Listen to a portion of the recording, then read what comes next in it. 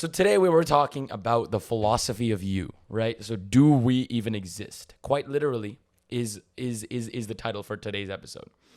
So the one thing I wanted to start with is a famous mind-body problem.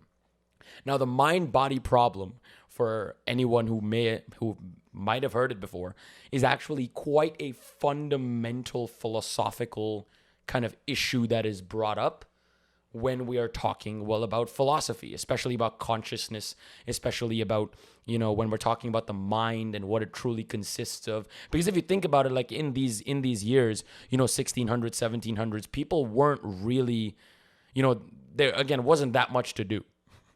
There's a lot of thinking going on. You know what I'm trying to say? So there was a lot of thinking that was actually going on. And these guys they just had things to think about. So the most fundamental thing to think about is, why do we think? Right? And again, the origin, I believe I will come to, but a rough way just to describe it. So Rene Descartes, prime philosopher in his time, and mathematician, was kind of the inventor of the mind-body problem when he originally had stated that, hey, the mind and the body are two separate entities. So this was also kind of the origin of something called dualism. So dualism is a classic philosophical approach that basically we believe that there are two separate things that govern the world.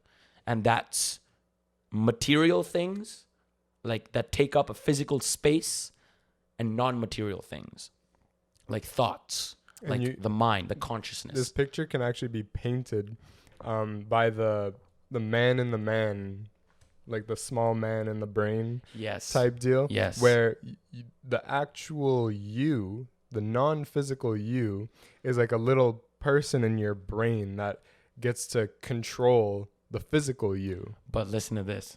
That idea of non-physical and physical you is still it's still a situation where the mind takes up a space. It's taking up a physical space. The way that Descartes thought about it was that there is a part of reality that we cannot connect to. Cannot connect to, but that is separate from what we see. So obviously at that time, atoms weren't a thing, obviously. So like this is the 1600s. So, they don't really know that there's anything that they can't see that exists, right? Everything that exists right now, they can see. Right. Everything that exists, they can see. So they can't even perceive of things that they can't see that do exist. So obviously the philosophy has been added through the years where it actually comes to, the same logic just simply breaks down into, what the criteria is. And then we get into understanding, okay, so we have these two separate entities. How are they connected? Right? How are they connected? Because there's no way where your mind, which is your brain, which is your physical embodiment of the matter that's in your skull, and your mind that does all the conscious processing. How are both of these things connected if they lived in different worlds? And that was actually a big, issue with Descartes' definition of the mind and the body. And not only an issue, but also a discussion that was had with a lot of philosophers. Simply them talking about the whole idea that, are these things separate? And if they are, how can we connect them? Or how are they connected? Because even the simple thought, if we think about this for 1 second, you see something, right?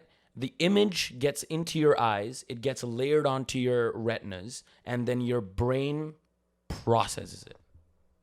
whatever what that means. So everything makes sense, science, brain processes it. Where does that come from? What does that mean? Processes it to what? Usually, what does that mean? Usually a computer. The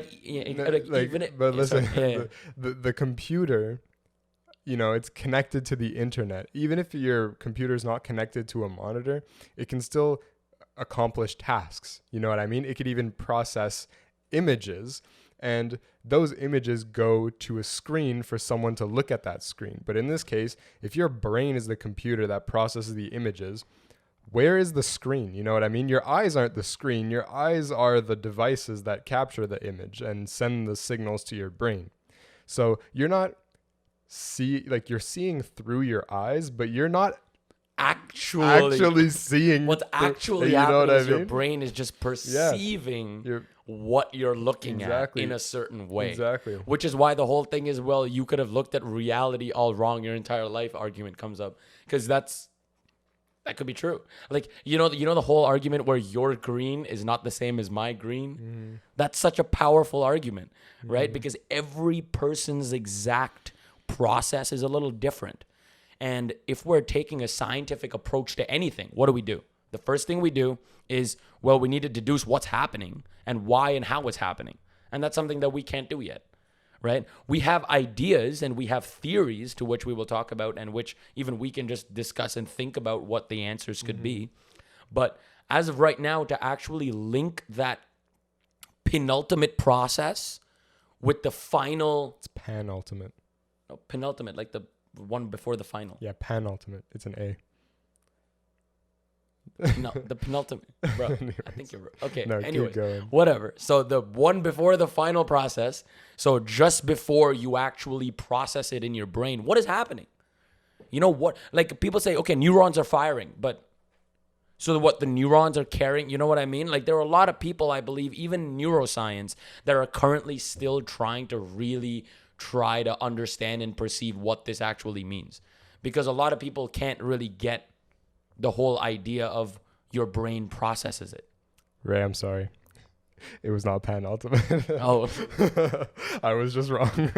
This entire time I thought it was with an A, but it wasn't. Anyways. Damn. So it's penultimate. Keep going. Sorry. No. I mean, that was basically, I just wanted to mention that process, very important process that we actually end up not knowing, is the exact process that Descartes and every other philosopher in the history of basically finding, or the philosophy of the mind, wanted to find out. How does that process work? How is your conscious part of your brain linked to your physical body? Mm-hmm. Right? Now, here's one idea that I subscribe to personally. And it is the alien video game theory. Okay.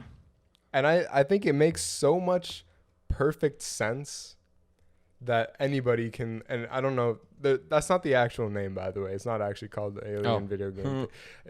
This is just what I call it. But now imagine this, okay? You're an alien and you live in a different dimension, okay? Like the idea of dimensions in your head right now is just completely different. Reality is just not the same, okay? And you go to this like arcade, this alien arcade, and this was actually kind of like a bit in Rick and Morty, but you go to this like arcade, you're an alien, and there's this game where you put on like the VR helmet thing, and it's just the game of life. You know what I mean? As soon as you enter the game, you are born, and here you are right now, living your life. And when you die, you literally, it's just game over, and you're out of the video game. Test it then. Okay. But the video, like, think about it. The reality, physical reality as we know it, is just this like alien computer processing what you see, and it makes so much sense.